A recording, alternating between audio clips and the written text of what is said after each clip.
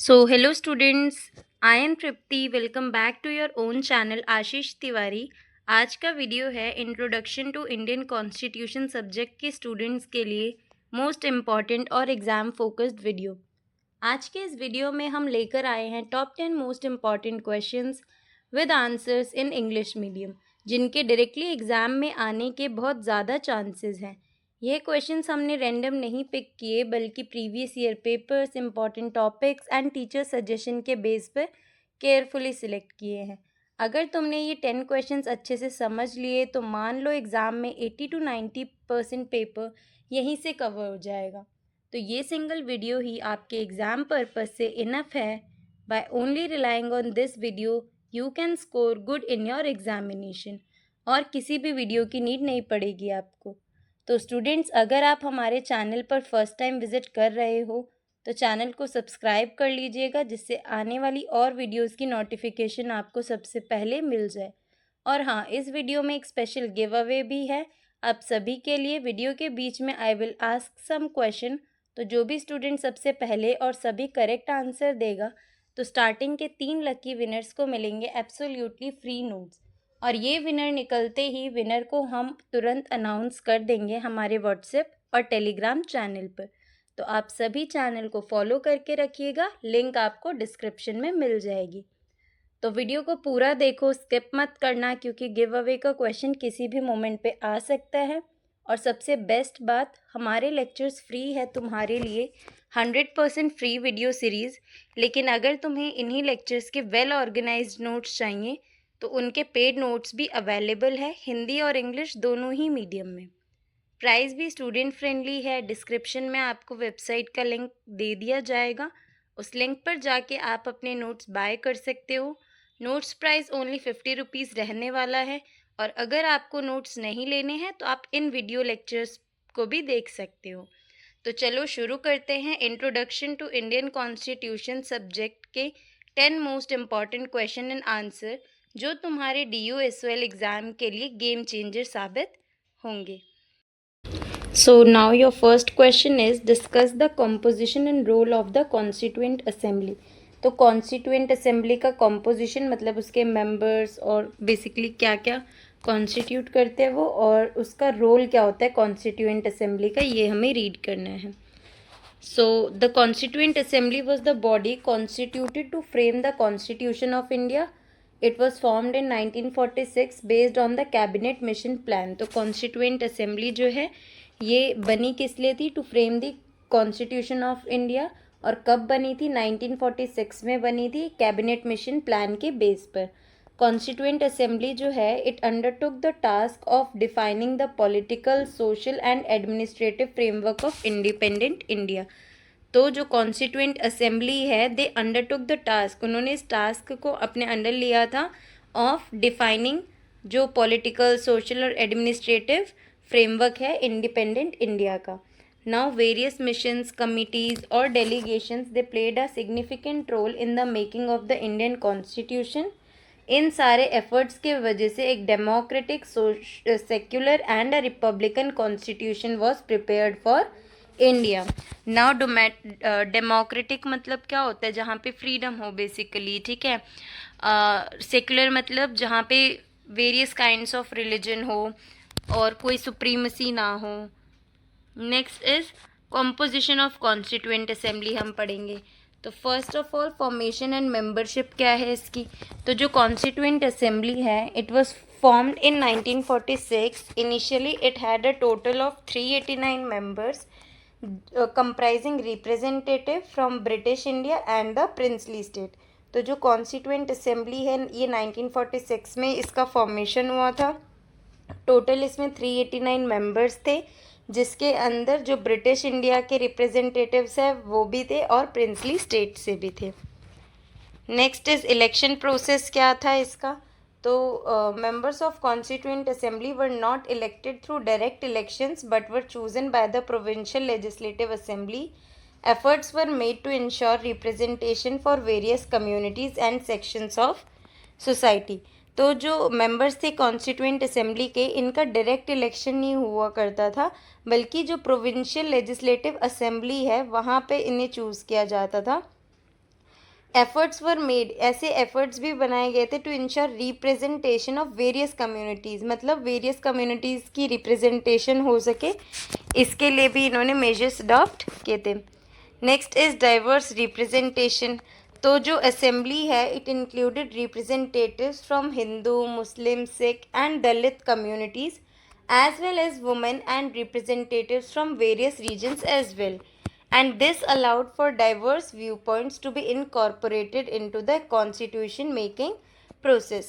तो ये जो असेंबली थी इसने ये जो असेंबली थी कंस्टिट्यूएंट असेंबली, इस असेंबली के अंदर बहुत सारे रिप्रेजेंटेटिव्स थे and from all kind of religion communities and even womens were also part of this. So Hindu, Muslim, Sikh, Dalit communities as well as women and representatives from various regions, हर कोई ही इसका part था। Next is key leaders and president. तो doctor Rajendra Prasad जो थे he served as the president of the constituent assembly. B R Ambedkar जो थे they he became the chairman of the drafting committee and his role in framing the constitution was pivotal. तो B R Ambedkar जो थे वो chairman थे drafting committee के, जो कि कॉन्स्टिट्यूशन को ड्राफ्ट करने का काम कर रहे थे, और इनका जो रोल है कॉन्स्टिट्यूशन के अंदर, he has played a very pivotal role in this way. Next is formation of committees. तो जो कॉन्स्टिट्यूएंट असेंबली है it constituted several committees to work on various subjects. तो कॉन्स्टिट्यूएंट असेंबली जो है इसके अंदर वेरियस कमिटीज़ डिज़ाइन हुई थी बेसिकली, जो कि डिफरेंट डिफरेंट सब्जेक्ट मैटर्स को देखेंगे। These committees provided recommendation on issues such as fundamental rights, federal structure and the administrative system. तो ये जो कमिटीज़ थे ये बेसिकली रिकमेंडेशंस देते थे on various issues such as, जैसे फंडामेंटल राइट हो गया, फेडरल स्ट्रक्चर हो गया, एडमिनिस्ट्रेटिव सिस्टम हो गया, इन सारी चीज़ों पे। Next is role of the constituent assembly क्या क्या था। First of all the major role it played is the framing of constitution. तो जो प्राइमरी टास्क था कॉन्स्टिट्यूएंट असेंबली का it was to draft the constitution of India. Next is establishing democratic values. तो जो assembly है it made values such as democracy, equality, liberty and justice the foundation of the constitution. इसके वजह से India को एक form of a democratic Republic, this gave India the form of a democratic Republic. Next is provision for fundamental rights. तो जो constituent assembly है it ensured the inclusion of fundamental rights for citizens and this ensured the protection of social justice and individual liberty। तो जो constituent assembly है इसके अंदर fundamental rights का inclusion था, जो हम पढ़ते हैं right to equality, right to freedom, ये सारी जो फंडामेंटल राइट्स हैं हमारे जो हम रीड करते हैं, ये सारी ही चीज़ें किसने ग्रांट की थी, कॉन्स्टिट्यूएंट असेंबली के वजह से ही, और इसके वजह से क्या इंश्योर कर पाते हैं, सोशल जस्टिस और individual liberty. Next is determination of the federal system. तो जो असेंबली है it determine the division of powers between the centre and the state and this led to the creation of Indian federal system. तो federal system का मतलब हमें पता है जब पावर एक हाथ में ना हो, बेसिकली वो डिवाइडेड हो, तो वैसे ही ये एक फेडरल सिस्टम का डिटर्मिनेशन या फिर स्टेब्लिशमेंट हम कह सकते हैं, जिसमें पावर्स डिवाइड हो रही थी between centre and state. Next is strengthening national unity. So to keep a diverse India united the constituent assembly emphasised common citizenship and national unity. तो एक डाइवर्स इन इंडिया बेसिकली एक बहुत diverse country है, और इतनी ज़्यादा diverse country को United रखने के लिए कॉन्स्टिट्यूएंट असेंबली ने बहुत ज़्यादा एम्फसाइज किया था on the concept of common citizenship and national unity. Next is role of various missions and delegations. तो वेरियस मिशंस का या फिर डेलीगेशंस का क्या क्या रोल था। First of all role of the cabinet mission. तो जो कैबिनेट मिशन थी it presented a plan for the formation of constituent assembly, और the process of framing the constitution began based on this plan only. तो cabinet mission जो थी it presented, उन्होंने एक plan present किया था for the formation of constituent assembly. Next is impact of the Cripps mission. तो जो Cripps mission था, it proposed granting Indians the right to frame their own constitution. Although the mission did not succeed, it influence the future process. तो जो जो Cripps mission था, basically इस mission ने क्या प्रपोज किया था, टू ग्रांट इंडियंस को वो राइट ग्रांट करना कि वो अपना कॉन्स्टिट्यूशन खुद से फ्रेम कर सकते हैं। ऑल्दो ये मिशन सक्सीड नहीं हुआ था, बट फ्यूचर प्रोसेस को इसने बहुत ज़्यादा इन्फ्लुएंस किया था। Next is representatives of princely states. So, representatives from the princely states played a crucial role in joining the Indian Union and participating in the framing of Constitution. This strengthened national integration. तो जो representatives है various princely state से, इन्होंने भी बहुत crucial role play किया था Indian union को ज्वाइन करने के लिए and in framing of the constitution, जिसके वजह से नेशनल इंटीग्रेशन भी बहुत ज़्यादा स्ट्रेंथन हुआ था। Next is minority delegations. So representatives of Dalits, Muslims and other minority groups raised demands regarding their rights and security. इसके वजह से जो कॉन्स्टिट्यूशन है वो और ज़्यादा इंक्लूसिव हो गया था। Next is contribution of national leaders. So now leaders such as Jawaharlal Nehru, Sardar Vallabh Bhai Patel, Maulana Abul Kalam Azad, they all played a very pivotal role in the framing of the constitution and fostering national unity. तो लीडर्स बहुत सारे, जैसे कि जवाहरलाल नेहरू, सरदार वल्लभ भाई पटेल, जो मौलाना अबुल कलाम आज़ाद थे, इन सब ने एक बहुत ज़्यादा अहम भूमिका निभाई थी कॉन्स्टिट्यूशन को फ्रेम करने के लिए और नेशनल यूनिटी को फोस्टर करने के लिए। Now conclusion, in conclusion, the Constituent Assembly जो थी, it was the cornerstone of Indian democracy. इसका जो composition था, it prioritized diversity, representation and its role extended beyond merely framing the constitution. इसका role basically सिर्फ constitution frame नहीं करने का नहीं था, बल्कि उसके beyond भी था, जैसे कि diversity को prioritize करके और consider करके कोई policy या फिर नए चीज़ों को फ्रेम करना। It also defined the democratic and national character of independent India through the contributions of various missions, committees and delegations. जो इंडियन कॉन्स्टिट्यूशन है, it evolve into a comprehensive, inclusive and modern document. Now discuss the fundamental features of the Indian constitution. तो ये आपका question second है। So introduction. The Constitution is the supreme law of any country, defining the structure of governance, the rights of citizens and the powers of the state. तो Constitution किसी भी country का एक supreme law है जो कि governance के structure को डिफाइन करता है, सिटीजन्स के राइट्स को डिफाइन करता है और स्टेट की पावर को डिफाइन करता है। Then Indian Constitution is considered as the most extensive written constitution in the world. It came into effect on January 26, 1950. The Indian Constitution is based on the principles of democracy, equality, justice, and liberty. Its features have been formulated with due regard for India's social, cultural, and political diversity. तो जो Indian constitution है ये 26 जनवरी 1950 को frame हो चुका था, और जो इंडियन कॉन्स्टिट्यूशन है ये democracy, equality, justice and liberty के प्रिंसिपल पे बेस्ड है। इसके जो फीचर्स है, it has been formulated with due regard for India के social, cultural and political diversity को कंसिडर करते हुए।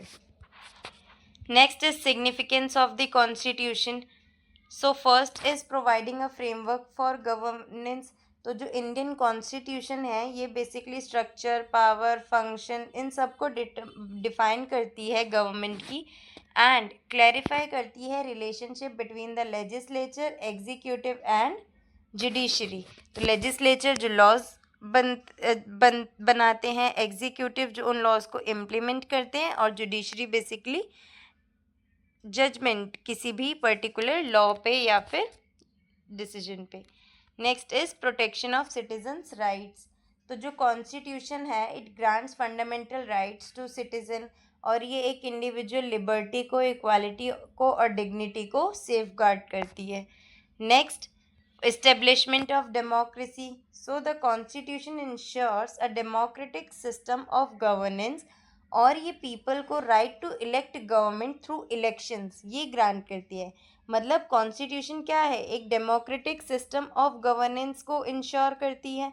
मतलब एक ऐसी कंट्री जहाँ पे जो गवर्नेंस का सिस्टम है वो बहुत ज़्यादा डेमोक्रेटिक हो, जहाँ पे मैल प्रैक्टिसेस यूज़ ना हो ज़्यादा, and then it grants the people the right to elect the government through elections. ये लोगों को राइट प्रोवाइड करती है कि हम इलेक्शंस के थ्रू लीडर्स को इलेक्ट कर सकते हैं। Next is check on the misuse of power. It keeps a check कि पावर का मिसयूज तो नहीं हो रहा है ना, either by the state government और by the constitution limits the powers of the government and establishes the rule of law. This reduces the likelihood of authoritarianism. Authoritarianism मतलब गवर्नमेंट अपनी अथॉरिटी हर जगह नहीं शोकेस कर सकती है या फिर अपना कोई डोमिनेंस शो नहीं कर सकती है लोगों के ऊपर, तो मिसयूज ऑफ पावर नहीं होना चाहिए। Next is national unity and stability. तो जो कॉन्स्टिट्यूशन है it plays a crucial role in maintaining unity and integrity in a country characterized by diversity and plays a vital role. It ensures uniform system for all citizens. Next is fundamental features of Indian Constitution. So first is world's most extensive written constitution. हमारा जो Indian constitution है it is very extensive and in written format, और ये बहुत detailed provision include करता है regarding governance, rights and administration. Next is federal system with a unitary bias. So जो powers है they are divided between the centre and the states in India, yet जो centre है it acquires a greater powers during emergency situations. तो power basically divided है centre और state के बीच में, बट फिर भी जब इमरजेंसी की सिचुएशन होती है या फिर कुछ ऐसे सब्जेक्ट्स जो कि दोनों ही गवर्नमेंट के अंदर आते हैं, सेंट्रल या स्टेट, तो उस पर सेंट्रल के डिसीजन को जो है वो ज़्यादा एम्फोसिस दिया जाता है। Next is parliamentary system of government. तो जो इंडियन कॉन्स्टिट्यूशन है it has adopted a parliamentary system based on the British model. Under this system जो काउंसिल ऑफ मिनिस्टर्स है they are accountable to parliament. तो basically Indian constitution जो है हमने एक पार्लियामेंट्री सिस्टम अडॉप्ट किया है जो कि ब्रिटिश मॉडल पे बेस्ड है। इस सिस्टम के अंदर जो काउंसिल ऑफ मिनिस्टर्स है वो पार्लियामेंट की तरफ अकाउंटेबल है। Next is fundamental rights and directive principles.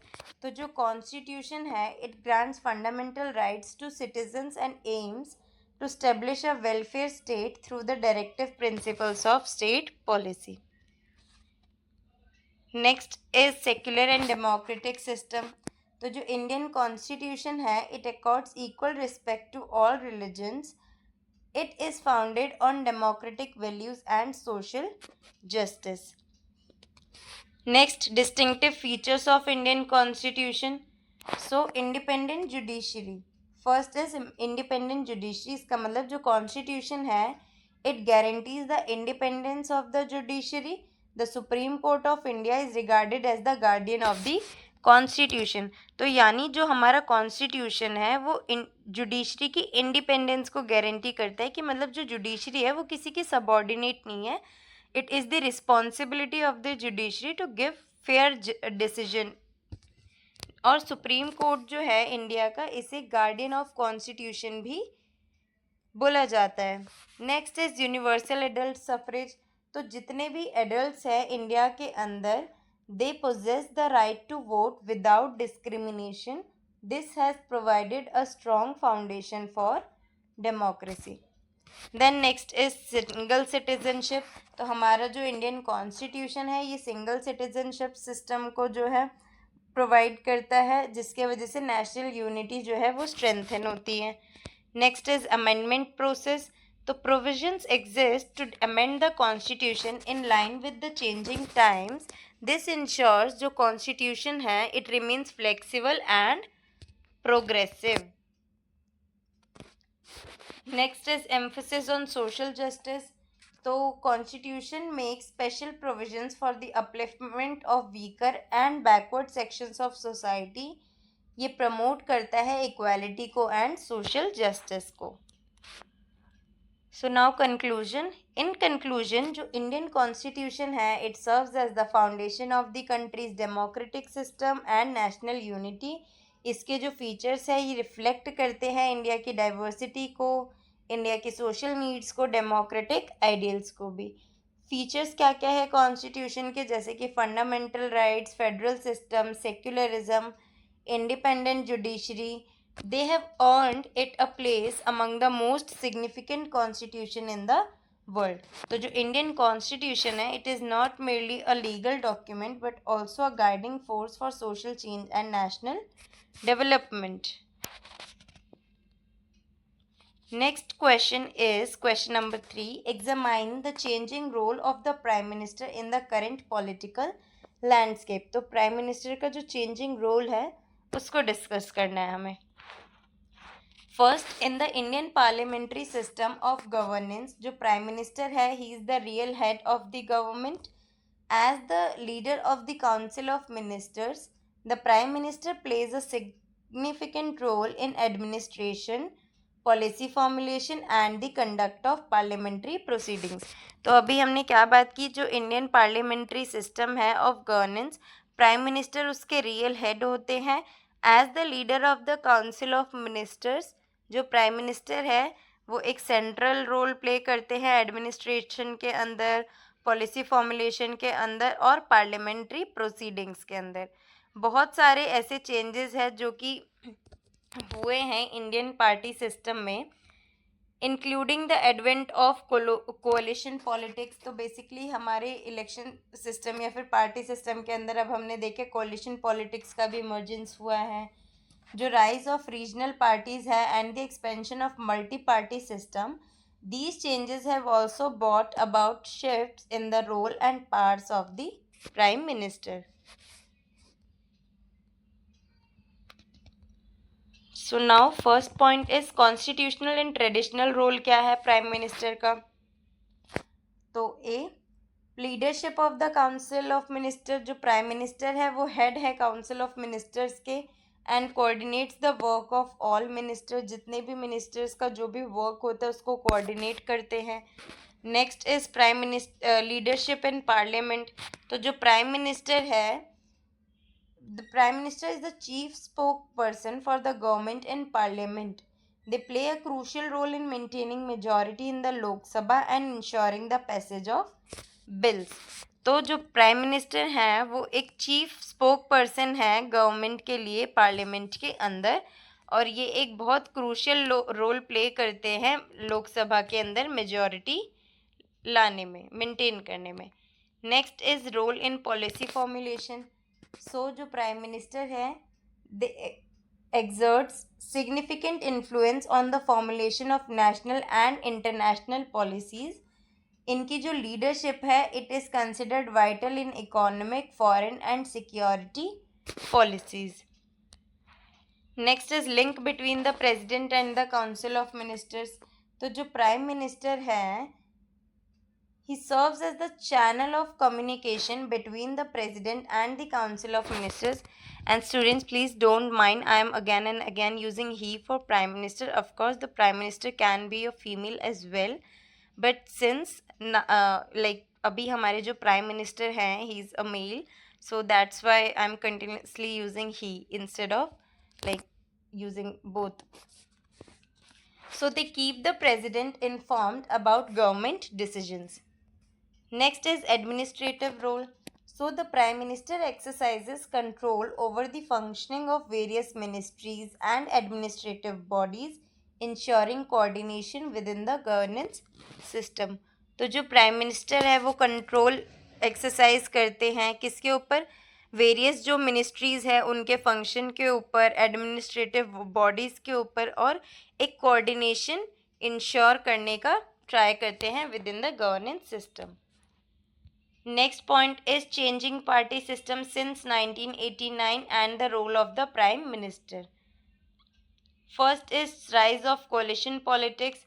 So an era of coalition government begins in India after 1989.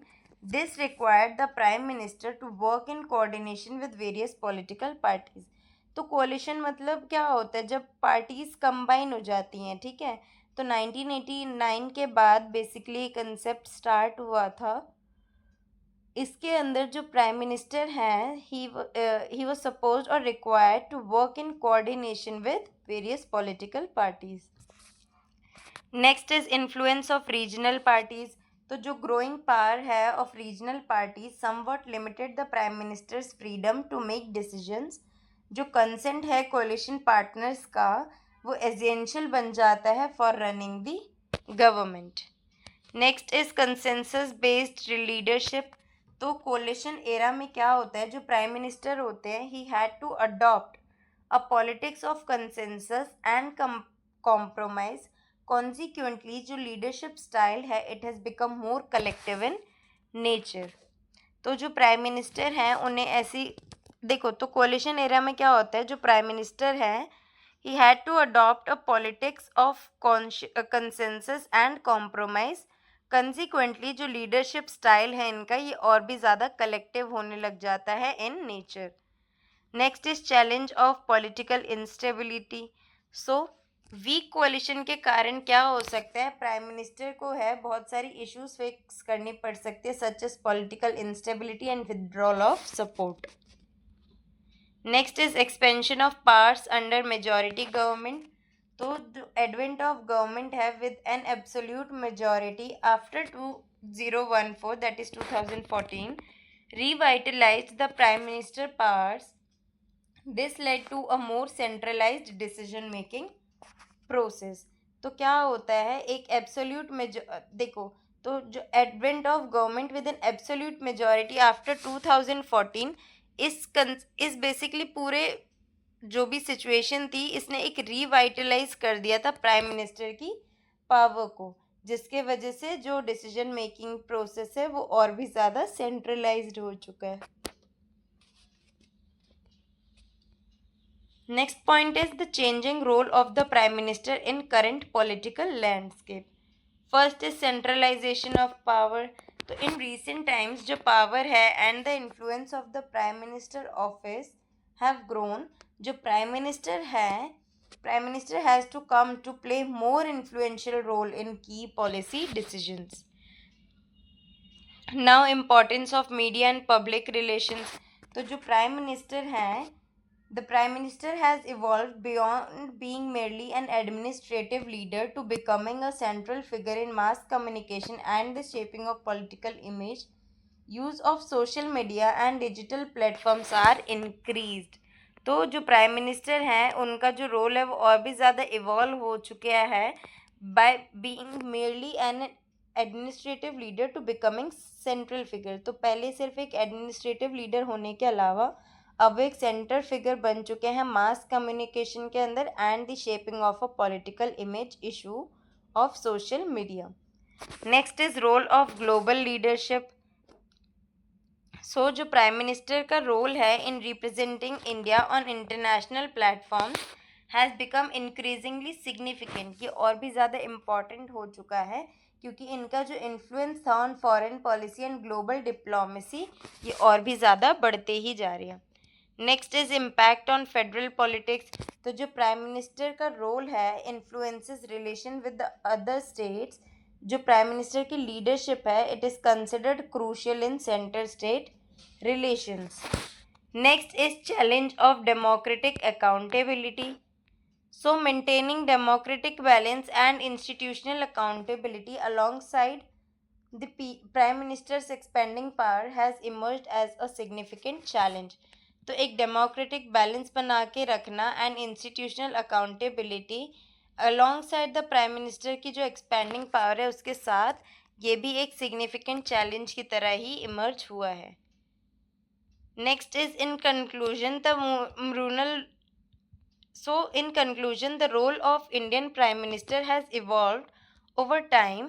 Post 1989 जो coalition politics थी and the multi-party system, it influenced the Prime Minister powers whereas आज के सालों में क्या होता है, majority governments have made the office of the prime minister more powerful and centralised.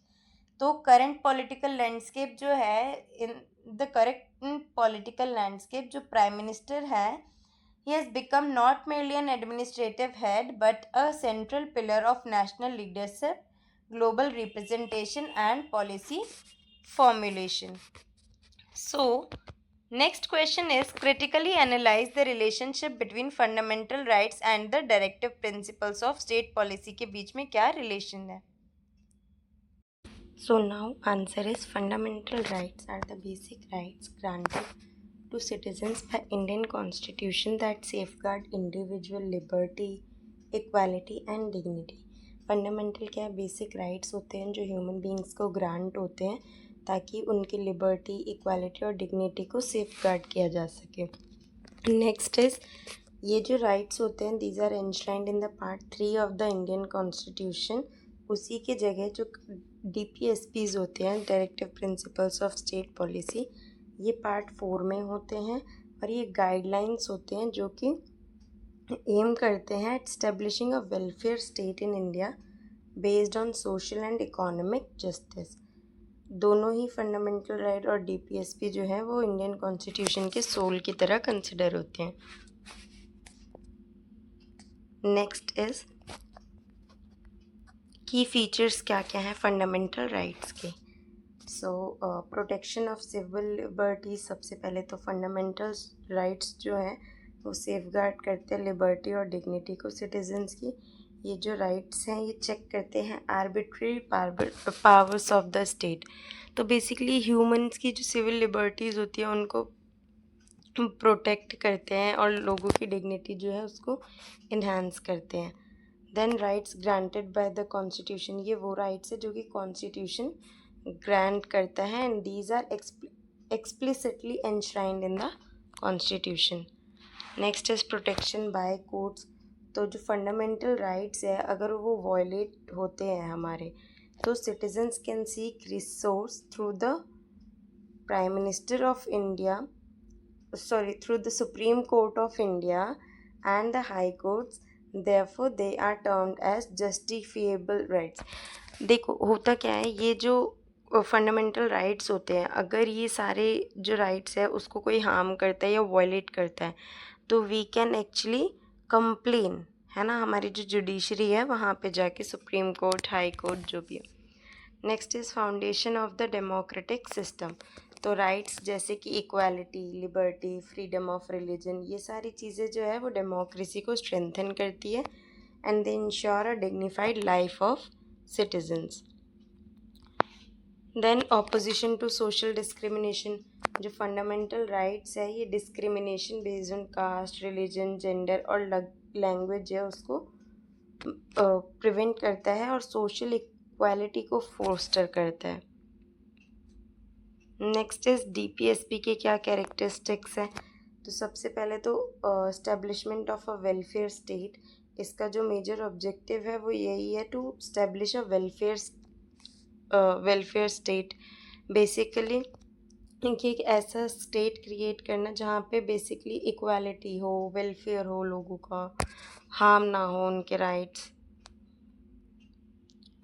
Next is guiding principles for the government.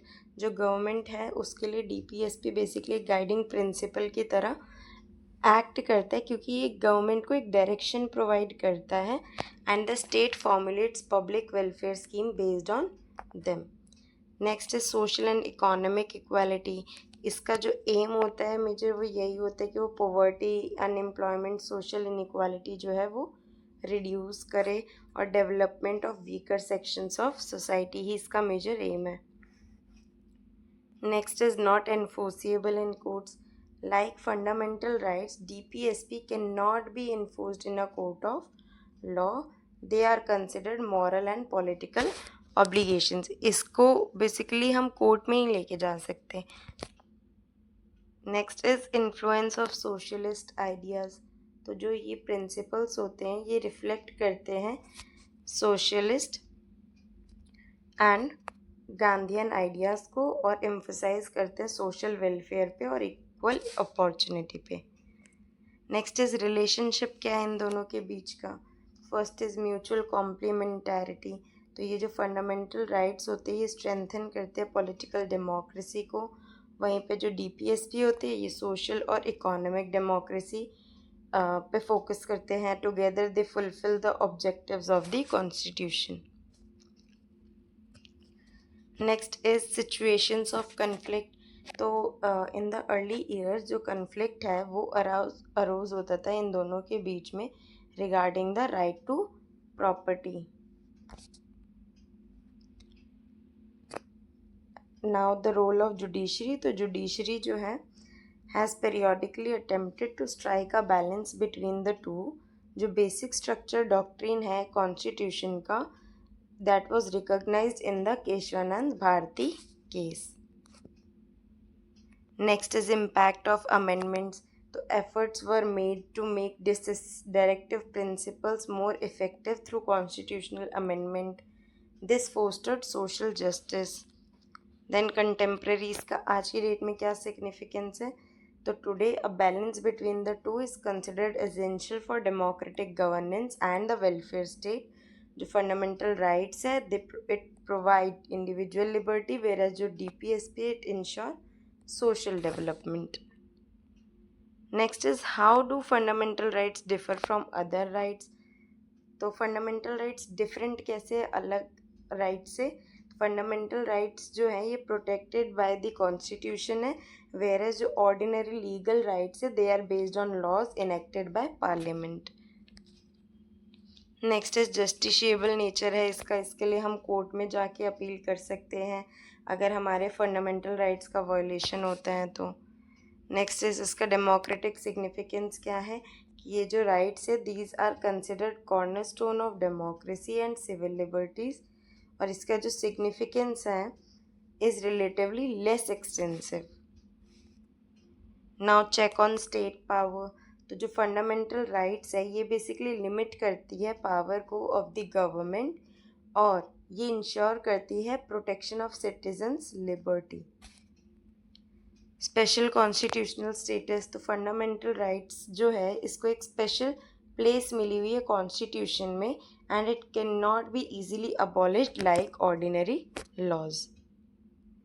Conclusion में आप लिखेंगे दोनों को एक बैलेंस देते हुए कि जो फंडामेंटल राइट्स और DPSP जो हैं ये दोनों ही कॉन्स्टिट्यूशन के एक इम्पॉर्टेंट पिलर्स हैं. फंडामेंटल राइट्स इंडिविजुअल लिबर्टी पे फोकस करते हैं और जो DPSP होते हैं ये सोशल और इकोनॉमिक जस्टिस पे. और इन दोनों के बीच का एक बैलेंस जो है इट इज़ एक्सट्रीमली एसेंशियल. इसीलिए जो इंडियन कॉन्स्टिट्यूशन है it is regarded as an ideal example of a system based on democracy and social justice.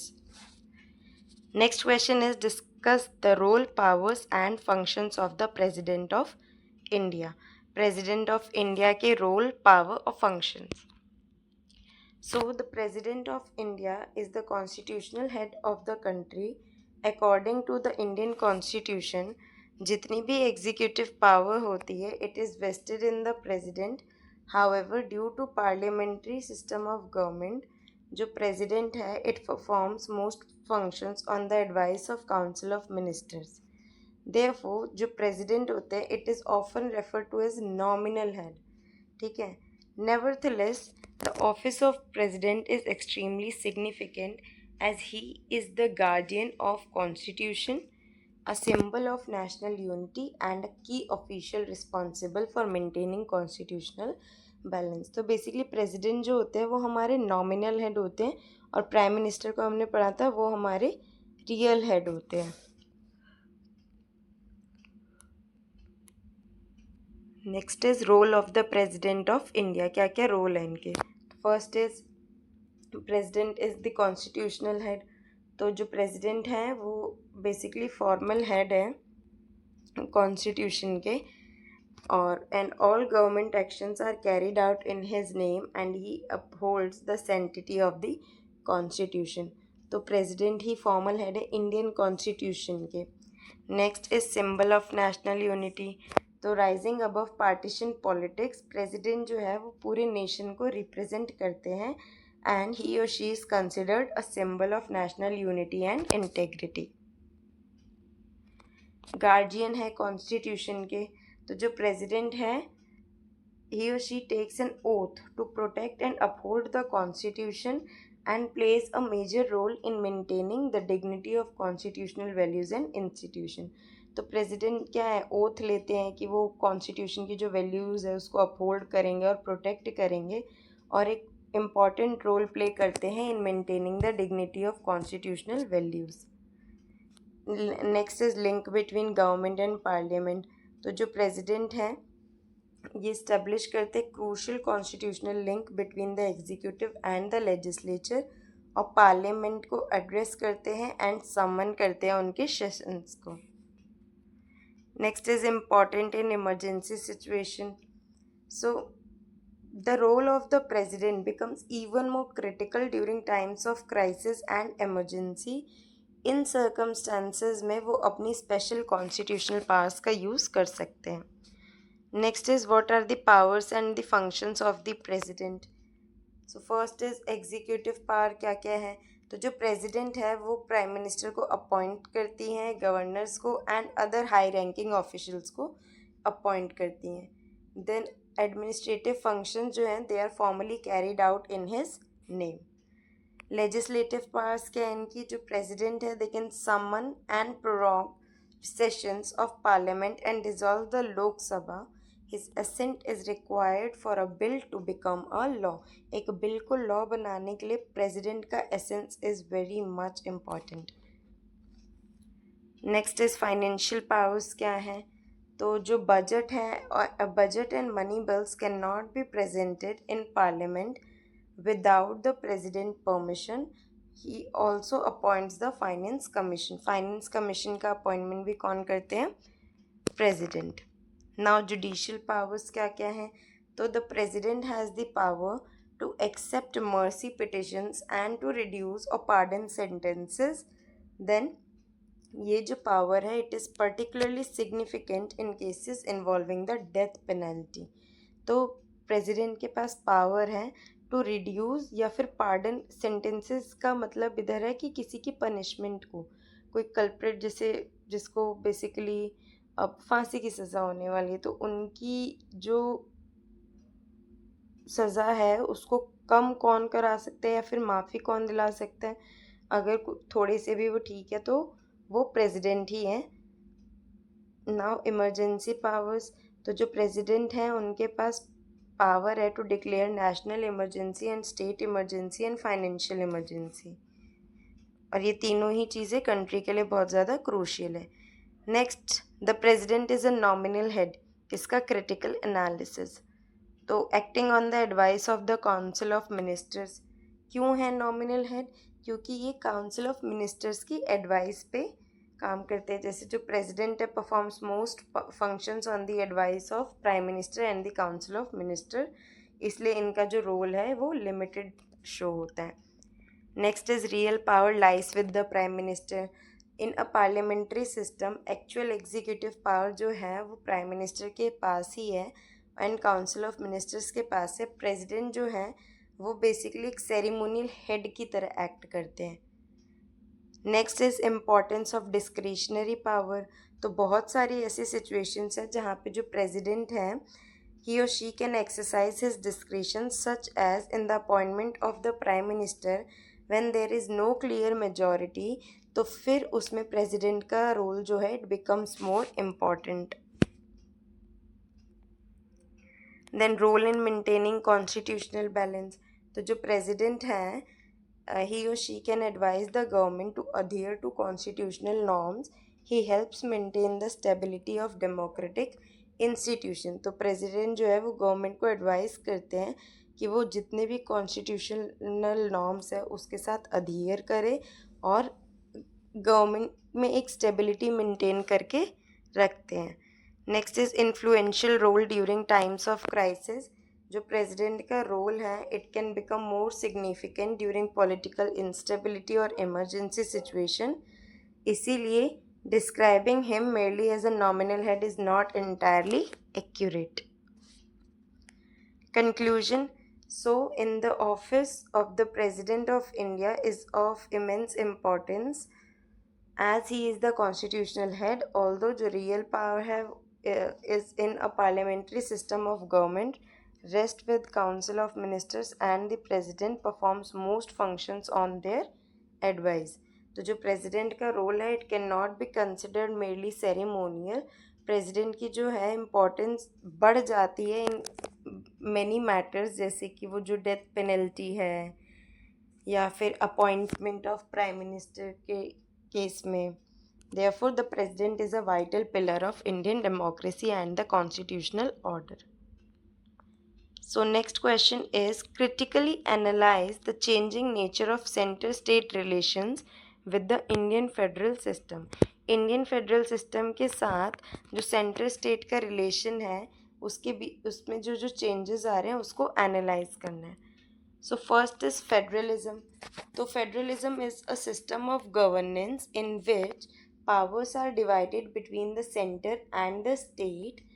और जो इंडियन कॉन्स्टिट्यूशन है ये डिवीजन ऑफ पावर्स प्रोवाइड करती है between the centre and the state. Hence India is considered a country with a federal system. However, a distinctive feature of Indian federalism is that जो center है it has been endowed with relatively greater powers. For this reason, it is said that the Indian constitution is federal in form but unitary in spirit. तो देखो basically India में federalism है, ठीक है, क्योंकि division of power है. But at times क्या होता है सेंटर की पावर को सेंटर को ज़्यादा एम्फोसिस किया जाता है, इसलिए ऐसा कहा जाता है कि फेडरल इन फॉर्म है बट यूनिटरी इन स्पिरिट है. ठीक है. Over time the nature of centre and state relation has also evolve due to political economic and administrative changes. First is key features क्या क्या हैं एक फेडरल सिस्टम के. तो कॉन्स्टिट्यूशनल डिवीजन ऑफ पावर. तो जो इंडियन कॉन्स्टिट्यूशन है वो पावर को डिवाइड करता है between the centre and the state through the union list, state list and concurrent list. ये क्लैरिफाई करता है jurisdiction of governments at both levels. Next is written and supreme constitution. ये जो कॉन्स्टिट्यूशन है India का it is written and supreme. Both the center and the state must operate within the limits prescribed by the constitution. कि जो centre और states हैं इन दोनों को बेसिकली एक लिमिटेशन प्रोवाइड की है दैट इज़ कॉन्स्टिट्यूशन कि आपको उसके अबाइड होके ही कोई भी काम करना है. Next is independent judiciary. तो जो सुप्रीम कोर्ट है of India resolve dispute between the centre and the state, जिसके वजह से एक फेडरल बैलेंस बना रहता है. Next is bicameral system. तो जो राज्यसभा है that is upper house of the parliament represents the state. This allows states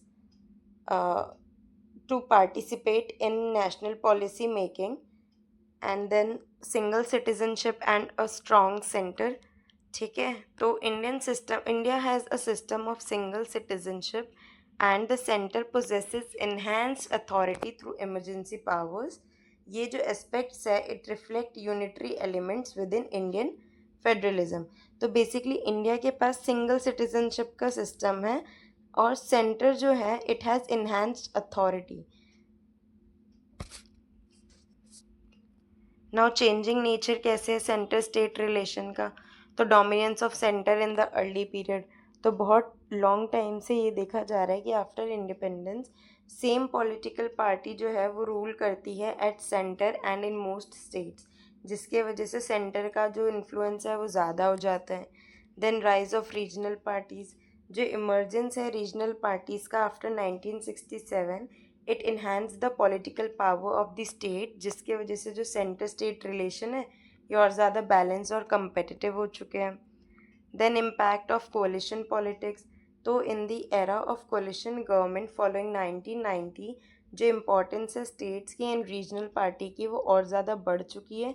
centre को इंगेज करना पड़ता है in greater cooperation and coordination with the states. Next is economic liberalisation and cooperative federalism. तो जो economic role है states का it has expanded following the economic reforms of 1991. Cooperative federalism was encouraged through institutions like Niti Aayog. Next is contemporary tensions and challenges. तो in recent years it has been seen कि disputes between the centre and states have escalated, यानी बढ़ चुके हैं over issues such as कि governor का क्या role है, distribution of financial resources, laws and order, ये सारी चीज़ों की वजह से इनका जो कन्फ्लिक्ट है वो और ज़्यादा एस्केलेट हो चुका है. Third is analysis of federal structure and unitary spirit. First is presence of federal features. So features such as the division of the powers, an independent judiciary and a bicameral legislature within the constitution underscore the federal framework. Next is strong position of the center. तो जो provisions है such as emergency powers, residuary powers and the appointment of the governor, it grant the center great influence reflecting a unitary tendency. Next is need for national unity. तो कि जैसे कि India के पास इतनी रिच सोशल और cultural diversity है, तो एक स्ट्रॉन्ग सेंटर जो है it was deemed essential to maintain national unity. Dynamic nature of federalism. तो इंडियन फेडरलिज्म जो है वो स्टैटिक नहीं है बल्कि इट इवॉल्व्स ओवर टाइम. जो सेंटर स्टेट का रिलेशनशिप है it has shifted in response to changing political circumstances. Critical perspective. तो कुछ स्कॉलर जो हैं दे आर्ग्यू कि जो सेंटर के पास एक्सटेंसिव पावर है वो स्टेट की जो ऑटोनॉमी है उसको कर्टेल करता है, वेयर एज अदर्स इस चीज़ को कंसिडर करते हैं necessary for national integrity. So in conclusion आप लिखोगे कि जो रिलेशनशिप है बिटवीन सेंटर एंड स्टेट का इन इंडियन फेडरल सिस्टम तो ये इवॉल्व होता है विद टाइम. कॉन्स्टिट्यूशन ने एक फेडरल स्ट्रक्चर इस्टेब्लिश किया है इंडिया के लिए और जो सेंटर है उसके पास धीरे धीरे बहुत सारी पावर ऐसी है जो एंडोर्ड हुई है but to maintain national unity and administrative stability. और कंसिक्वेंटली जो इंडियन कॉन्स्टिट्यूशन है it can aptly be described as federal in the form but unitary in spirit. तो in the contemporary context, maintaining a balance between cooperative federalism, regional aspiration and constitutional equilibrium, it is vital imperative for Indian democracy. Now let's start with the next question. So before starting with the next question, I would like to give your first giveaway question, that is, mention any two major powers of Prime Minister and President. Then yes. So question 7 is critically examine the provisions of 73rd constitutional amendment regarding the Panchayati Raj system in India.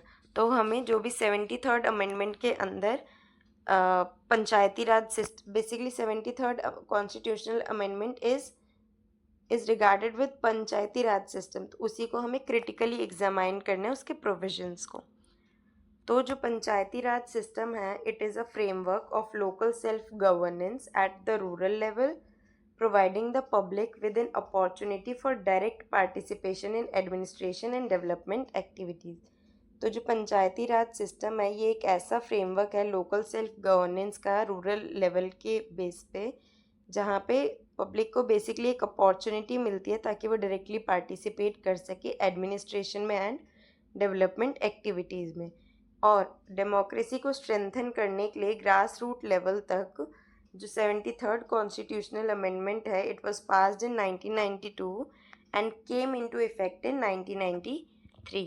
ये जो amendment है इसने grant किया था constitutional status Panchayati Raj institutions को and bolstered the process of decentralisation, और decentralisation के process को बोस्टर किया था.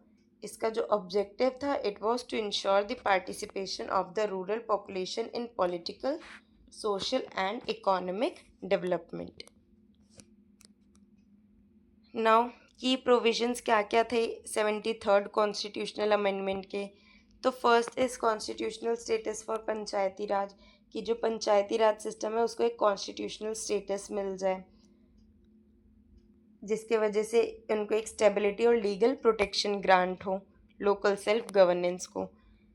Second is 3 tier Panchayati Raj system, तो थ्री टीयर सिस्टम बन जाता है, three tier system comprising the Gram Panchayat हो, पंचायत समिति और ज़िला परिषद हो. It was implemented in rural areas, जिसके वजह से जो डिसेंट्रलाइजेशन है of administrative functions it got enabled. Then establishment of Gram Sabha बनी थी, ठीक है, विच ग्राम सभा was made the foundation of panchayat system. ये जो भी रूरल सिटीजन्स हैं उनको एक opportunity for direct participation in the decision making का मौका देती थी. देन रिजर्वेशन सिस्टम, तो सीट्स रिजर्व की जाती थी for women, scheduled caste and scheduled tribe, जिसके वजह से पॉलिटिकल पार्टिसिपेशन और जो सोशल जस्टिस है वो इंश्योर हो. Then regular elections and financial provisions, तो प्रोविजंस की were made for state election commissions to conduct regular panchayat elections and state finance commissions to manage financial resources. Next is role of Panchayati Raj institution in strengthening decentralization में उनका क्या role है. First is localisation of democracy, तो पंचायती राज institution जो है उसके वजह से जो डेमोक्रेसी है वो विलेज लेवल तक भी आई थी, जिसके वजह से पार्टिसिपेशन इंक्रीज हो गया था ऑर्डिनरी सिटीजन्स का भी गवर्नेंस के अंदर और डेवलपमेंट प्रोसेस के अंदर.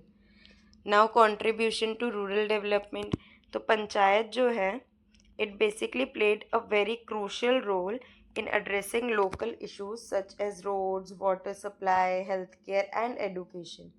इसके वजह से रूरल डेवलपमेंट एक्सेलरेट हुआ था. Next is promotion of social justice, तो जो रिजर्वेशन सिस्टम है it enabled women and marginalised section two participate in the political process, thereby enhancing social equality and political empowerment. Next is administrative decentralization, तो increased decision making power जो है at the local level, it made the administration more responsive and effective, allowing schemes to be implemented according to local needs. तो जो decision making power है local level पे वो भी increase हो चुकी थी और एडमिनिस्ट्रेशन जो है वो बहुत ज़्यादा रिस्पॉन्सिव और इफ़ेक्टिव बन गया था. Then public participation and transparency, तो जो पब्लिक पार्टिसिपेशन है वो इंक्रीज हो गई थी through Gram Sabhas and Panchayat, fostering greater transparency and accountability in the administration. Next is critical examination of the 73rd constitutional amendment. तो first is issue of financial dependence, तो अधिकतर जो पंचायत होती है वो फाइनेंशियली डिपेंडेंट है स्टेट गवर्नमेंट पे, है ना, and a lack of adequate financial resources जो है वो उनकी फंक्शनिंग को बेसिकली हैम्पर करता है, यानी उसमें बाधा बनता है. एडमिनिस्ट्रेटिव लिमिटेशन क्या है, तो बहुत सी पंचायत जो है they are lack trained personnel and administrative capacity, जिसके वजह से उन्हें डिफ़िकल्टीज फेस करनी पड़ती है in the effective implementation of schemes की इफ़ेक्टिवली इम्प्लीमेंटेशन करने में. नेक्स्ट इज पॉलिटिकल इंटरफेरेंस, तो pressure from local politics and influential groups often restrict the autonomy of panchayat, thereby undermining genuine decentralization. तो जो लोकल पॉलिटिक्स होती है ना, और जो इन्फ्लुएंशियल यानी बहुत थोड़े पावरफुल ग्रुप्स होते हैं वो क्या करते हैं, पंचायत की जो ऑटोनॉमी है या फिर उनकी जो पावर उसको रेस्ट्रिक्ट करते हैं. Next is actual participation of women. Although women have been granted reservation in many instances, male family members जो है they make decisions on their behalf. This is known as sarpanch पति phenomenon. ठीक है, जिसका मतलब क्या होता है कि वुमेन जो है उनको रिजर्वेशन दी गई है, ठीक है, बट फिर भी मेल मेंबर्स जो होते हैं फैमिली के वो उनके बेस पे डिसीजन लेते हैं. आपने अगर पंचायत वेब सीरीज़ देखी है आप सभी ने तो फिर आपको पता होगा ये चीज़, सरपंच पति का phenomena. Next is achievements and significance, तो despite these limitations 73rd amendment जो है it has strengthened rural democracy and it has given a new direction to local self governance and public participation. Conclusion में आप again लिख देंगे कि 73rd constitutional amendment जो है it was a historic basically step towards decentralization by providing constitutional basis to Panchayati Raj institution. इसने enable किया था रूरल सिटीजन्स को कि वो डायरेक्टली पार्टिसिपेट कर सके इन गवर्नेंस सिस्टम। ऑल्दो कुछ फाइनेंशियल, एडमिनिस्ट्रेटिव और पॉलिटिकल चैलेंज है जो इन्हें फेस करनी पड़ती है, बट पंचायती राज इंस्टीट्यूशन जो एक बहुत वाइटल रोल प्ले करते हैं इन strengthening democracy eight grassroots level and fostering rural development. Next is question 8. Discuss the composition, functions and powers of the Indian Parliament. So the Parliament is the supreme legislative body in a democratic system of governance. In India, जो Parliament है, it is the principal institution responsible for lawmaking, exercise control over the government and representing the people. जो Indian parliament है basically क्या क्या constitute करता है? President and 2 houses of parliament, the Lok Sabha and the Rajya Sabha. जो parliament of India है it is considered a central pillar of Indian democracy. Lok Sabha जो है बेसिकली वो डायरेक्ट रिप्रेजेंटेशन प्रोवाइड करता है लोगों को and plays a crucial role in the conduct of governance. Next अब इंडियन पार्लियामेंट का कॉम्पोजिशन पढ़ते हैं। First of all bicameral system. तो जो इंडियन पार्लियामेंट है it consist of 2 houses, Lok Sabha and the Rajya Sabha. Lok Sabha को लोअर हाउस कहते हैं और राज्यसभा को अपर हाउस कहते हैं। Then role of president. तो प्रेसिडेंट भी एक इंटेग्रल पार्ट है पार्लियामेंट का। Presidential assent is mandatory for a bill to become law. कोई भी बिल जब प्रेजेंट होता है पार्लियामेंट के अंदर तो उसका लॉ बनने के लिए प्रेसिडेंट का assent is very important. Then composition of the Lok Sabha. तो जो मेंबर्स हैं लोकसभा के they are elected by the people through direct elections और ये जो टर्म है it is generally 5 years। Next is composition क्या है राज्यसभा का? तो राज्यसभा जो है it represent the states and union territories. इसके जो मेंबर्स है they are elected indirectly and it is a permanent house. Next is system of representation. तो representation is provided to various states, regions and communities in parliament. ये जो है it ensures democratic participation.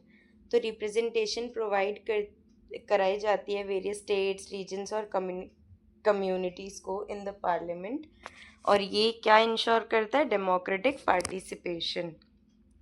Next is what are the major functions of Indian parliament? So first is legislative function. तो the primary function of the parliament is to enact laws. Parliament bills को pass करते हैं on various social, economic and political issues. Next is control over the executive. जो parliament है it holds the government accountable through mechanism such as question hour, debates and no confidence motion. तो उसके बाद this स्टेब्लिशेस democratic oversight. ठीक है, government को accountable कैसे करता है? मैकेनिज्म्स कौन कौन से यूज़ करके? बेसिकली तो क्वेश्चन आवर को, डिबेट्स जो होती है तो उसमें ऑपोजिशन या फिर रूलिंग जो भी पार्टीज़ होती है एक दूसरी लीडर्स के क्या मतलब डिबेट्स होती है एक पर्टिकुलर टॉपिक पे जिससे हमें पता चलता है, ठीक है, जिससे कंपटीशन और ज़्यादा बढ़ता है तो इससे इफ़ेक्टिवनेस इंक्रीज़ हो जाती है। Next is financial functions. तो जो बजटरी और टैक्सेशन प्रपोजल्स है वो भी कहाँ पे पास होते हैं? पार्लियामेंट के अंदर ही। Then next is constitutional amendment. Parliament जो है it possesses the power to amend the constitution and this allows the constitution to be modified in keeping with the times. Next is representative function. तो जो parliament है it serves to convey the problems and aspirations of the people to the government and it enhances public participation in a democracy. Next is third point that is powers of parliament and the Lok Sabha. Lok Sabha और parliament की क्या powers है? First is legislative powers. तो parliament जो है parliament of national importance legislates on various subjects और जो लोकसभा और राज्यसभा है it jointly deliberate on bills. Financial powers. तो जो मनी बिल है it can be introduced only in the Lok Sabha और जो लोकसभा है इसके पास ग्रेटर पावर है than Rajya Sabha in financial matters. Then executive power. तो जो काउंसिल ऑफ मिनिस्टर है काउंसिल ऑफ मिनिस्टर्स जो है they are collectively responsible to the Lok Sabha, और जो लोकसभा है it can remove the government by passing a no confidence motion. Fourth is electoral powers, तो जो पार्लियामेंट है it participates in the election of the president and vice president, or it also play an important role in the election and removal process of various constitutional offices. Next judicial power क्या क्या है, तो parliament can initiate impeachment proceedings against the president, जजेस and other high ranking officials, और ये क्या है, एक कॉन्स्टिट्यूशनल अकाउंटेबिलिटी मेंटेन करके रखता है। Next is special significance of the Lok Sabha, तो direct representation of the people. Members of the Lok Sabha are directly elected by the people. Therefore, it is considered the true representative body of the people. Then role in government formation, क्या role है इनका government formation में, तो जो prime minister है and the council of minister it functions based on the majority in the Lok Sabha, और ये इसकी पॉलिटिकल सिग्निफिकेंस को और ज़्यादा इन्हांस करता है। Next control over money bills, तो जो लोकसभा है it hold supreme power regarding money bills, Rajya Sabha जो है it can only offer suggestions. Democratic accountability, तो जो गवर्नमेंट है it is required to remain accountable to the Lok Sabha for its action, जिसकी वजह से डेमोक्रेसी स्ट्रेंथन होती है। Next is national policy formulation, तो लोकसभा जो है क्रूशियल रोल प्ले करता है in discussing and making decisions on national policies and development programmes. Now conclusion, तो जो इंडियन पार्लियामेंट है it is the country's supreme legislative body performing the vital functions of law making, exercising control over the government and representing the people. ये जो structure है parliament का it reflects the democratic and federal system, जिसके वजह से जो लोकसभा है in particular is considered extremely important as it represents the will and aspiration of the people. जो रोल है पार्लियामेंट का एंड लोकसभा का वो सेंट्रल है और इनडिस्पेंसेबल है to the success of Indian democracy. Now before starting with the next question, I would like to give your second give away question, that is mention the most important and any 4 features of federalism. Next is the judiciary is regarded as the guardian of democracy and the protector of the constitution. Discuss कि जो judiciary है उसको democracy का guardian और protector of constitution बोला जाता है, इसको डिस्कस करो। फर्स्ट, जुडिशरी जो है it is a vital pillar of a democratic system of governance. इसका जो प्राइमरी फंक्शन है it is to interpret the law and protect the rights of the citizen. उसका जो प्राइमरी फंक्शन है वो यही है कि वो लॉ को इंटरप्रेट करे और सिटीजन्स के राइट्स को प्रोटेक्ट करे। इंडिया में जो सुप्रीम कोर्ट ऑफ इंडिया है वो एपेक्स जुडिशियल इंस्टीट्यूशन है और it is regarded as the guardian of the constitution and a sentinel of democracy because it upholds the supremacy of the constitution and keeps the power of the government in check। ठीक है, क्योंकि judiciary जो है वो consider करता है constitution as the, मतलब constitution की सुप्रीमेसी या फिर कॉन्स्टिट्यूशन को ही सुप्रीम कंसिडर करता है। और जो जुडिशरी है it has played a significant role in safeguarding democratic values through judicial review and judicial activism. Now, first is judiciary. How judiciary is a sentinel of democracy and the guardian of constitution. First, protecting the supremacy of the constitution. तो judiciary है it ensures that both government and citizens act in accordance with the constitution. कोई भी law violate ना करे और the court can declare it unconstitutional. Next is protection of fundamental right. Judiciary जो है it safeguards the fundamental rights of the citizens जो हमें grant होते हैं, as citizens can appeal to the court if their rights are violated. Next establish a balance of power. तो judiciary जो है it exercises control over the powers of the legislator and executive and ये minimise करती है of the likelihood of the abuse of power. Next is preserving democratic values. तो जो judiciary है it protects the democratic principles such as liberty, equality and justice, जिसके वजह से democracy strengthen होती है। Next, establishing the rule of law. तो judiciary ensures that all individual and institution remain subject to law, मतलब nobody is greater than और supreme before the law, everyone is equal.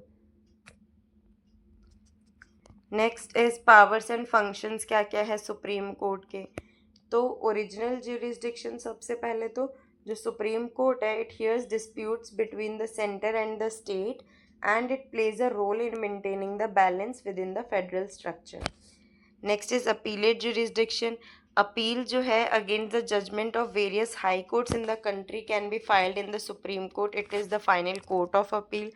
तो मान लो अगर मतलब कोई जजमेंट है हाई कोर्ट का जिससे बेसिकली जो भी लोग हैं वो अग्री नहीं करते हैं, तो they can file there case in supreme court, और ये फाइनल कोर्ट है अपील के लिए। Next is advisory jurisdiction. तो प्रेसिडेंट जो है वो सुप्रीम कोर्ट की एडवाइस ले सकते हैं on significant legal and constitutional question, this is known as advisory jurisdiction. Judicial review. तो जो सुप्रीम कोर्ट है वो क्या करते हैं, कॉन्स्टिट्यूशनैलिटी ऑफ द लॉज को बेसिकली एग्जामाइन करते हैं that is enacted by parliament and state legislature, and this serves as a crucial mechanism for protecting the constitution. Next is provision for public interest litigation. तो जो courts है they have endeavoured to provide justice to the poor and vulnerable sections of society through public interest litigation, this has facilitated easier access to justice. Now, third point is the debate on judicial activism, a critical analysis. First is meaning of judicial activism. Judicial activism क्या है? It refers to a situation जहाँ पे जो judiciary है it plays an active role in upholding the constitution and protecting the public interest. This has enhanced the influence of the judiciary. Now, role in protecting public interest. तो through judicial activism significant judgments जो हैं they have been delivered on issues such as environment protection, human rights and corruption. Next is addressing executive inaction.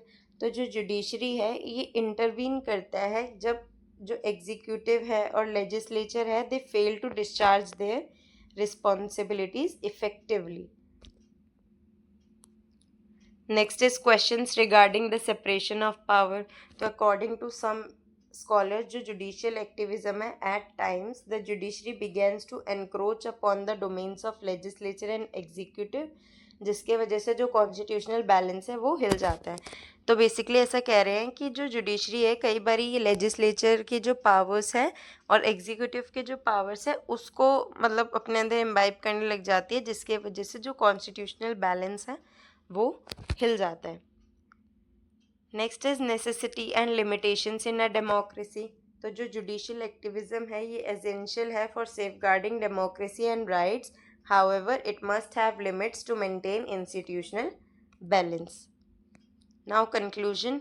तो Indian judiciary जो है ये बहुत important role play करती है डेमोक्रेसी को प्रोटेक्ट करने में और सुप्रीमेसी ऑफ कॉन्स्टिट्यूशन को अपहोल्ड करने में। सुप्रीम कोर्ट ने स्ट्रेंथन किया है डेमोक्रेटिक वैल्यूज़ को through the protection of fundamental rights, judicial review and public interest litigation. Although ये जो डिबेट है regarding judicial activism it continues, it is evident that judiciary जो है it is the principal guardian of Indian democracy and the constitutional order. Now question 10, write a brief note on fundamental duties, uniform civil code and emergency provisions in the Indian constitution. तो first fundamental duties पे आते हैं। Fundamental duties होती क्या है? They are the moral and constitutional obligations that every Indian citizen is expected to fulfil towards the nation and society. तो fundamental duties जो है वो कुछ हमारे ऑब्लिगेशंस होते हैं जो कि हर इंडियन सिटीजन्स को फुलफ़िल करने चाहिए टुवर्ड्स नेशन एंड सोसाइटी। और ये कहाँ पे इनकॉर्पोरेट हुए हैं? Part 4A of the Indian constitution. और कौन से अमेंडमेंट के थ्रू? 42nd अमेंडमेंट के थ्रू इन 1976। इसका जो ऑब्जेक्टिव है, it is to foster a sense of patriotism, discipline and respect for constitutional values among citizens. तो इसका जो एम है वो यही है कि वो एक सेंस ऑफ पेट्रियाटिज्म यानी देशभक्ति, डिसिप्लिन और रिस्पेक्ट जनरेट करे लोगों के अंदर अपने देश यानी कंट्री के प्रति। Next is respect for the constitution and national flag. तो फर्स्ट क्या है कि ये ड्यूटी है इंडियन सिटीजन की, वो अपने कॉन्स्टिट्यूशन और नेशनल फ्लैग को रिस्पेक्ट करे। Second is protection of national unity. तो फंडामेंटल ड्यूटी जो है ये एम्फसाइज करते हैं इन सेफ गार्डिंग कंट्री की जो सोवरेंटी है, यूनिटी है और इंटेग्रिटी है उसको।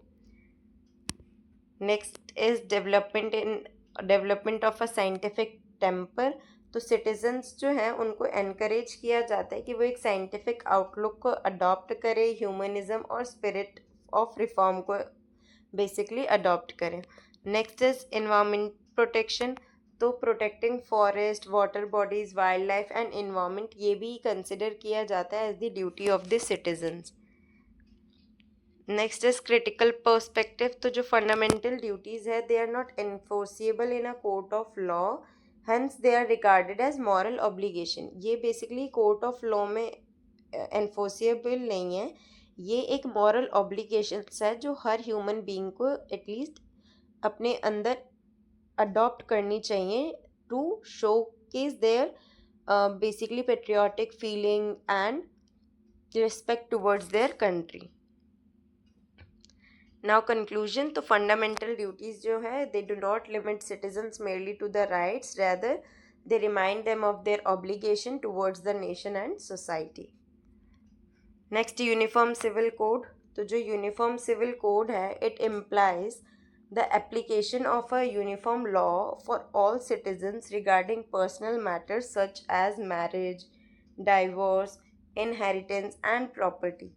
इसके वजह से it is mention under the article 44 of the directive principles of state policy in the Indian constitution. और इसका जो ऑब्जेक्टिव है वो यही है to establish a uniform system in the place of a separate personal laws based on religion. Next is principle of equality. तो जो uniform civil code है basically it advocates granting equal rights to all citizen, जिसके वजह से gender और social equality enable कर पाए। Next is objective of national unity. तो यूनिफॉर्म लीगल सिस्टम जो है it is considered a means to strengthen national unity and social harmony. Then protection of women's rights. तो issues of inequality regarding women exist within various personal laws, और जो uniform civil code है it seeks to grant equal rights to women. Next is debate regarding religious freedom. तो कुछ communities ऐसी हैं विच view it as a challenge to religious freedom and cultural identity, hence जो subject है it remains sensitive and controversial. Next is critical perspective. तो जो proponents हैं they argue it is essential for social justice, it is essential for social justice and equality, whereas जो opponents हैं वो believe करते हैं कि इसको कंसेंसस यानी प्रॉपर बेसिकली जब सब अग्री करें और सेंसिटिविटी के साथ इम्प्लीमेंट करना चाहिए। तो कंक्लूजन में यही लिखेंगे आप कि जो यूनिफॉर्म सिविल कोड है ये एक बहुत सिग्निफिकेंट इशू है concerning equality and social justice in Indian democracy and achieving a balance and consensus among various religious and cultural groups, it is considered essential for implementation. C is emergency provisions in the Indian Constitution. क्या क्या emergency provisions है? तो जो emergency provisions है Indian Constitution में they are designed for special circumstances, जहाँ पे जो country की security है, political stability और economic system है is in jeopardy है। और ये जो provisions है they are outlined in part 18 of the Constitution. Their purpose is to grant additional powers to the central government during times of crisis. First is national emergency. तो national emergency कभी भी declare की जा सकती है in the event of war, external aggression या फिर किसी armed rebellion में। फिर आती है स्टेट इमरजेंसी, जब भी constitutional machinery in a state fails तो प्रेसिडेंट का रूल वहाँ पे इम्पोज हो जाता है according to article 356। Next is financial emergency, तो जब भी कंट्री की कोई फाइनेंशियल स्टेबिलिटी जो है वो थोड़ी सी हिल जाती है तो financial emergency can be declared. To date आज तक ये प्रोविज़न जो है इंडिया में कभी भी नहीं लागू हुआ है। Next is expansion of central powers, तो ड्यूरिंग एन इमरजेंसी जो सेंट्रल गवर्नमेंट है it can exercise greater control over the states, जिसके वजह से this causes the federal system to temporarily assume a unitary character. Next critical analysis इसका क्या है, तो these provisions faced criticism due to the experience of the 1975 emergency, और critics argue करते हैं that their misuse could pose a threat to democratic rights. Now conclusion, तो जो emergency provisions हैं इंडियन कॉन्स्टिट्यूशन के, they are vital for maintaining the country's security and stability, and however a caution and adherence to constitutional prosperity and are essential when invoking them to ensure the protection of democratic values and civil rights. So with this I would like to give you your third giveaway question, that is, mention any three major differences between fundamental rights, और basically DPSP में क्या तीन major differences हैं ये आपको mention करना है। So students, ये थे हमारे 10 मोस्ट इम्पॉर्टेंट क्वेश्चन, आपके सब्जेक्ट के टॉप 10 मोस्ट इम्पॉर्टेंट क्वेश्चन जो कि डायरेक्टली एग्ज़ाम में आ सकते हैं। आई होप आपने इसे ध्यान से समझा होगा और अपनी प्रिपरेशन स्ट्रॉन्ग कर ली होगी। और याद रखो हमारे लेक्चर्स फ्री हैं, लेकिन अगर आप चाहते हो वेल ऑर्गेनाइज्ड नोट्स जो कि एग्ज़ाम के लिए परफेक्ट हैं, तो बस डिस्क्रिप्शन में दी हुई लिंक से नोट्स परचेज करो और अपने नोट्स सिक्योर करो। और हाँ, हर वीडियो में होता है गिव अवे, तो वीडियो के बीच में पूछे गए क्वेश्चंस के लिए रेडी रहो और 3 लकी विनर्स बन सकते हो फ्री नोट्स के विनर्स। अगर तुम्हें वीडियो पसंद आई हो तो लाइक, शेयर एंड सब्सक्राइब करना ना भूलना, और हमारे व्हाट्सएप और टेलीग्राम चैनल को फॉलो कर लीजिएगा ताकि तुम्हें मिलते रहे एग्ज़ाम फोकस्ड अपडेट्स और DU/SOL के सारे important lectures and giveaway के winners. Till then, stay focused, study smart and nail your exams. See you in the next video.